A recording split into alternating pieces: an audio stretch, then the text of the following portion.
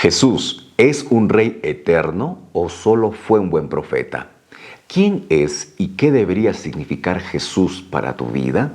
En el desarrollo de la lección de esta semana hemos de poder encontrar respuesta ante estas preguntas. Te invito a quedarte atento y atenta a todo lo que vamos a mencionar en el video y también a poder compartirlo con tus amigos. Bienvenidos una vez más a este comentario. Les saluda su amigo el pastor Alejandro Ramos desde el Distrito Misionero de Concepción, aquí en Perú.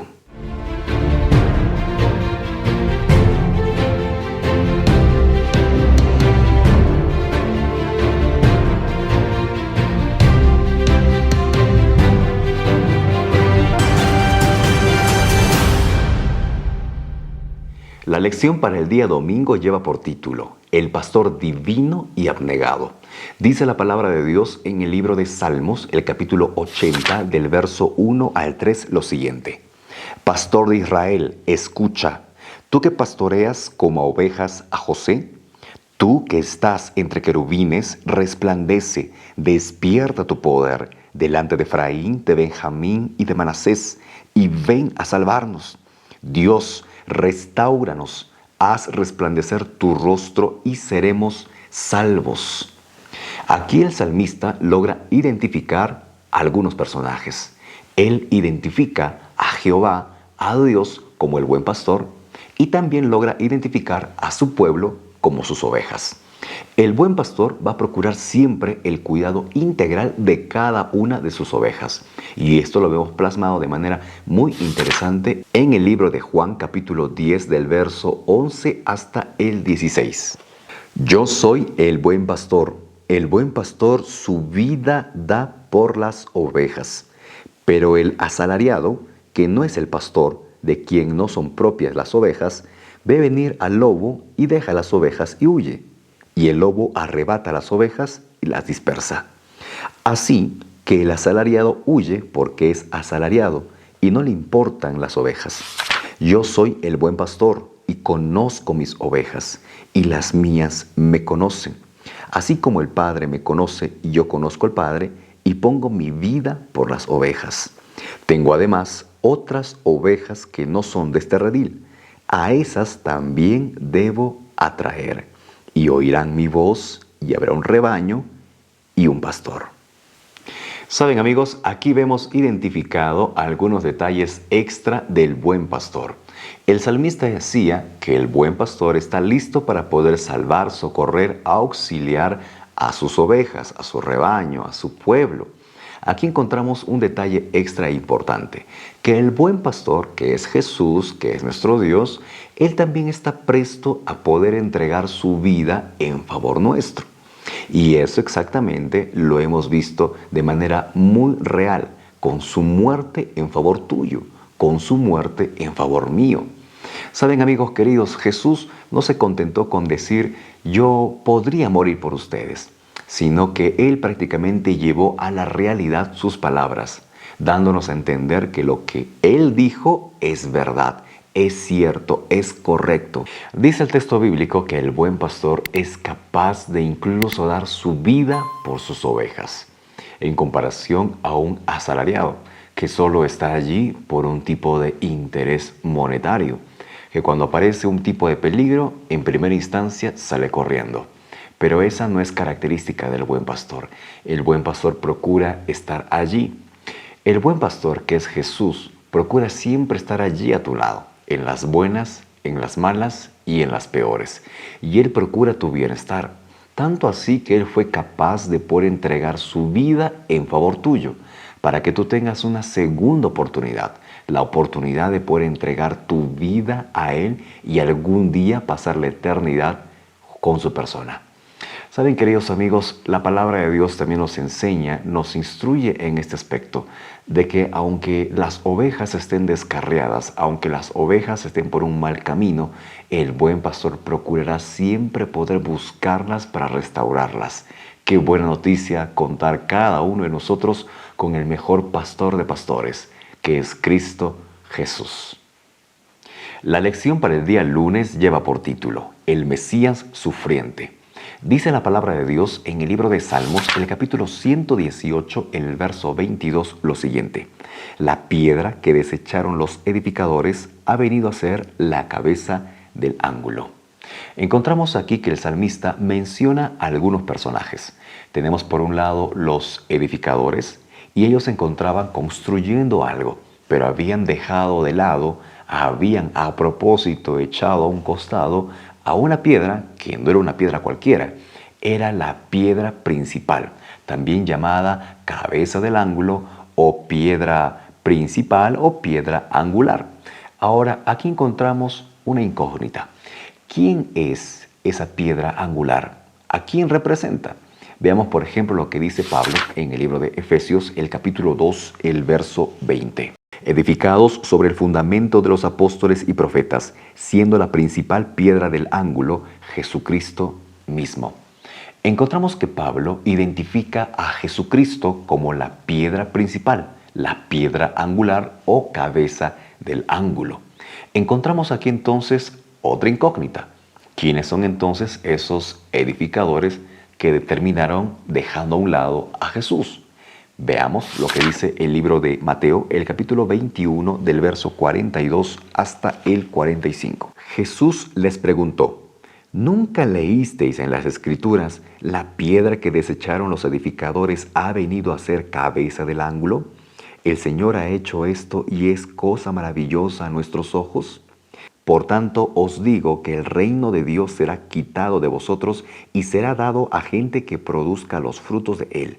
El que caiga sobre esta piedra será quebrantado, y sobre quien ella caiga será desmenuzado.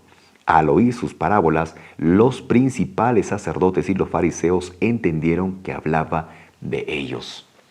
Aquí Jesús estaba siendo más directo con la gente que se encontraba cerca. Encontramos que ahora Él identifica a los constructores. Había un grupo de religiosos. Ellos procuraban edificar la fe, según lo que ellos mismos creían. Solo que esa edificación que estaban haciendo en algún momento iba a caer. ¿Por qué? Porque estaban en ese momento de la historia dejando a un lado a la piedra angular, que es Jesucristo. Así como mencionaba el libro de Salmos, lo estaban dejando a un lado. Esos edificadores estaban dejando a un costado a quien era el principal, que era Jesús. Amigos, no cometamos el mismo error que aquellos principales sacerdotes y fariseos, que se jactaban tanto de la fe que tenían, pero estaban dejando a un costado a lo principal, que es Jesús. Amigos, por más que tú puedas tener un título de conocedor de las Escrituras o tengas un rango muy representativo en la iglesia del Señor, si tú quitas a Jesús, si te olvidas de Jesús en tu vida, todo lo que has construido en algún momento se va a desmoronar. Entonces, para que nuestra fe permanezca firme, para que nuestra fe continúe siempre allí fortalecida, necesitamos todos los días tener tiempo para pasar con el fundamento de nuestra fe. Y ese fundamento es Dios, es Jesús. La lección para el día martes lleva por título: siempre fiel a su pacto. Saben, queridos, Dios busca tener un pacto, un convenio, un acuerdo contigo. Pero antes de ver ese detalle, veamos primero lo que dice el libro de Salmos, el capítulo 132, del verso 10 al 12. Por amor de David tu siervo, no vuelvas de tu ungido el rostro. En verdad, juró Jehová a David, y no se retractará de ello. De tu descendencia pondré sobre tu trono. Si tus hijos guardan mi pacto y mi testimonio que yo les enseño, sus hijos también se sentarán sobre tu trono para siempre. En estos versos encontramos que Jehová tenía un convenio, un trato para con David. ¿Ese trato cuál era? Que si sus hijos se mantenían en obediencia hacia Dios, ellos iban a permanecer en el trono y también serían prosperados. Saben, queridos, la esencia de este convenio es la obediencia de la creación hacia el Creador, del pueblo de Dios hacia Jehová. Ahora, ¿cuál sería la enseñanza para nosotros en el día a día? Miren, queridos, Dios quiere tener un pacto contigo, un acuerdo contigo. Y ese pacto va a ser bendecido siempre y cuando tú permanezcas estando en la obediencia para con Dios. Ahora recuerda que cuando uno le es obediente a Dios, no es que uno le haga un favor a Dios, sino que el favor se lo hace uno mismo. ¿Por qué? Porque cuando uno es obediente al Señor, todas las cosas que sucedan, así sean cosas buenas o cosas malas, de alguna manera contribuirán para tu bienestar. El Señor lo promete, el Señor procura dejar en tus manos esta promesa. Y si tú eres obediente al Señor, Él no se va a olvidar de ti, sino que procurará cumplir lo que te ha prometido en la vida. La lección para el día miércoles lleva por título Rey eterno de poder incomparable. La palabra Mesías tiene un equivalente en el griego y es la palabra Cristo. Tanto Mesías como Cristo significan el ungido, el esperado, el enviado de Dios. Y ahora hay un detalle importante. ¿Quién es el Mesías? ¿Quién es el Cristo según la Biblia? Veamos lo que dice 1 de Juan capítulo 5, el verso 1. Dice así: todo aquel que cree que Jesús es el Cristo es nacido de Dios. En este verso encontramos que Juan identifica a Jesús como el Cristo. En una ocasión Jesús hizo la pregunta a sus discípulos: ¿quién creen ustedes que soy yo? Veamos quién fue el que respondió. Vamos rápidamente al libro de Mateo, el capítulo 16, del verso 15 en adelante. Él les preguntó: ¿y vosotros quién decís que soy yo? Respondiendo Simón Pedro dijo: tú eres el Cristo, el Hijo del Dios viviente. Entonces le respondió Jesús: bienaventurado eres, Simón, hijo de Jonás, porque no te lo reveló carne ni sangre, sino mi Padre que está en los cielos. Encontramos que Pedro dio con la respuesta correcta. Jesús es el Cristo, el esperado, el ungido de Dios, el enviado de Dios. Ahora, en otra ocasión, Jesús de igual manera hizo la pregunta a un grupo de personas acerca de la identidad del Cristo. Veamos lo que dice el libro de Mateo, el capítulo 22 del verso 41 en adelante. Estando reunidos los fariseos, Jesús les preguntó diciendo: ¿qué pensáis del Cristo? ¿De quién es hijo? Le dijeron: de David. Él les dijo: ¿cómo pues David en el Espíritu lo llama Señor, diciendo: dijo el Señor a mi Señor, siéntate a mi derecha, hasta que ponga a tus enemigos por estrado de tus pies? Pues si David lo llama Señor, ¿cómo es su hijo? Y nadie le podía responder palabra, ni se atrevió ninguno a preguntarle más desde aquel día. En los versos que acabamos de leer, vemos que Jesús cuestionó a este grupo de fariseos acerca de cuál era la identidad del Cristo. Ellos respondieron lo que tenían en la mente por teoría, que el Cristo tenía que ser descendencia de David, lo cual en parte era cierto, pero estaban olvidando un detalle muy importante, que David consideró al Cristo como su Señor.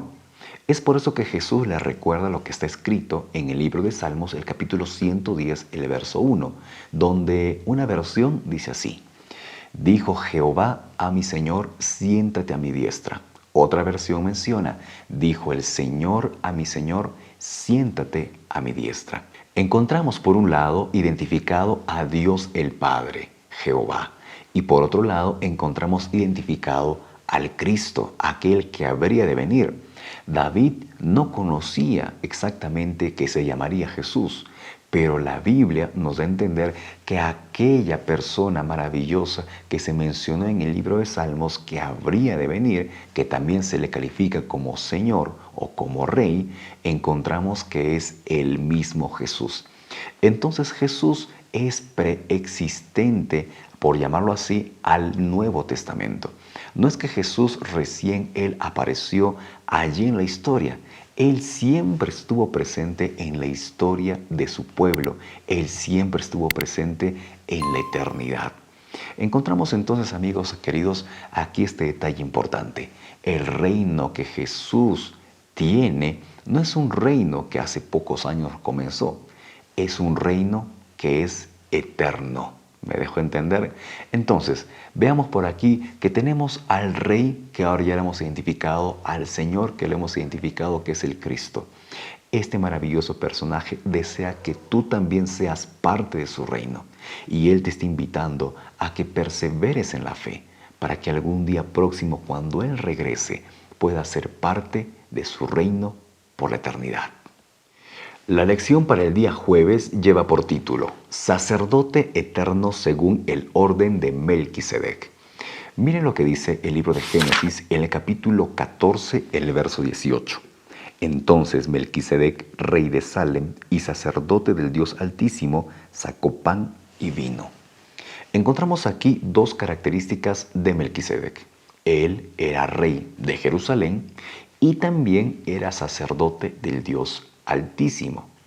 Estos dos detalles importantes, que sea rey y que sea sacerdote, no se vio en ninguna otra persona. Ahora, veamos también lo que dice el libro de Hebreos, el capítulo 7, del verso 21 en adelante. Porque los otros ciertamente sin juramento fueron hechos sacerdotes, pero este con el juramento que le dijo, juró el Señor y no se arrepentirá. Tú eres sacerdote para siempre según el orden de Melquisedec. Por tanto, Jesús es hecho fiador de un mejor pacto, y los otros sacerdotes llegaron a ser muchos debido a que por la muerte no podían continuar. Pero este, por cuanto permanece para siempre, tiene un sacerdocio inmutable. Por eso puede también salvar perpetuamente a los que por él se acercan a Dios, viviendo siempre para interceder por ellos. En estos versos encontramos que Jesús es un sumo sacerdote en la orden de Melquisedec. Esa palabrita orden debe entenderse como en la misma línea o en semejanza. ¿Cómo así? Melquisedec tenía dos detalles, ¿se acuerdan? Él era rey y era también sacerdote. Jesús es rey y también es sacerdote. Solo que él no es un rey cualquiera, es un rey eterno. Y también no es un sumo sacerdote cualquiera, es un sumo sacerdote eterno. Pero saben, queridos, aquí hay un detalle. Tú y yo no somos eternos. Es por eso que en el tiempo corto de vida que tenemos precisamos acercarnos a Jesús, a su trono de gracia para poder encontrar su oportuno socorro y quedar limpio de la carga de pecado que tenemos en nuestra vida, para que algún día, cuando Jesús venga a este mundo, podamos ir con Él al reino de los cielos. Saben, queridos amigos, el texto bíblico menciona que este sumo sacerdote, nuestro maravilloso Jesús, puede perdonar perpetuamente nuestros pecados y Él puede también ayudarnos a pasar la eternidad a su lado. ¿Qué es lo necesario hacer para que eso suceda? Acércate a Jesús, cuéntale, confiesa todos tus pecados delante de Él. Pide su oportuno perdón, su socorro, y Él te va a atender. No te va a dejar en una cola de espera. Él te va a ayudar, te va a restaurar y preparará tu vida para la eternidad.